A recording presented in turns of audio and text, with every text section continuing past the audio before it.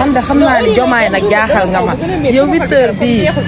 8h bii nga xamante ne nii ci la population bi sa population di xëy ji tamit nga war a jaal nit ñi war a taxaw di xaar tamit loolu pour na la nag Joms nag bàyyil yooyu xam nañ ne séeréer nga dangaa ponctuel mais bàyyi sax ba 9h fekk xale yi jàngi man moom waxaalew ma sama bopp ndax gisoo nii ñaa ngi nii taxaw waaw wala nga teel a dem nga dem ay 6h yoo xam naa da ngay julli fajar nga teel a dem mooy dëgg yaa ngi nii di jàll léegi man dinaa tardé su ma demee sama patron indil ma problème ñiy jàngi nag kenn waxaalew ko Joms bàyyi sa yii yooyu oto yu soft mais nag oh ñoo ngi nii di romb mais nag dinañ tardé kañ la ñuy jeex ah Joms ambulance bi jàll na xanaa jeex na ci avion la yéeg